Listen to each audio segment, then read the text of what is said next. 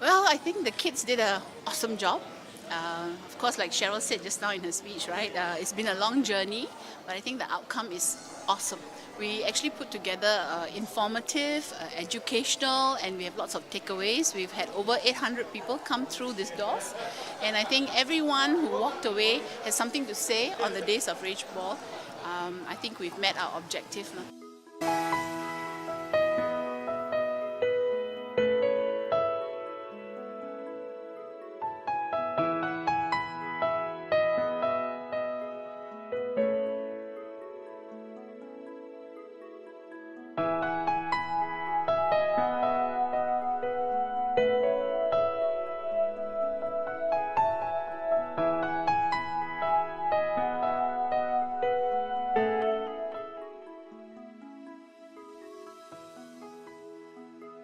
History is very important. It's not like some old things that wouldn't affect anything, but actually like, every single history that happened, like especially these 5 major incidents, they actually contribute to Singapore on a very whole new level. Like for example, as I mentioned to the deputy principals earlier on, the race riots are actually like super important. Like for example, they are the kind of things that shaped like how many percentage of people go into like HDB and all that. Basically, we find that this exhibition is rather meaningful and educative lah.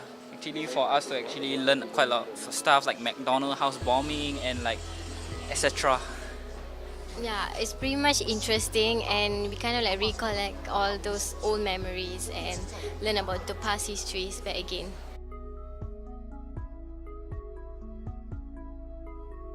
Because most of the exhibits and the events that took place in this part of Singapore's history resonate closely with me.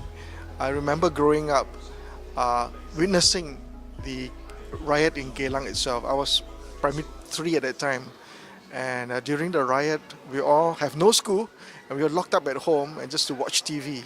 But there was a lot of concern and fear because we don't know how much it will erupt into. Then of course, during the McDonald house bombing during the Konfrontasi, I grew up in an island called Pulau Bukom, and that's where the Laju incident happened in 1974. So those things, I was part of that history, and certainly what made me today is because of all that has happened in Singapore at the time when I was growing up.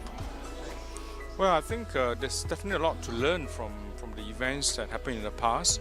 I think one of the big lessons that we can take away from here is that we should not take things for granted. You know, the peace that we have today, the lifestyle and the standard of living that we have today, and we have to earn it, and we have to be careful of sensitivities, especially among races. Singapore is a multi-racial society.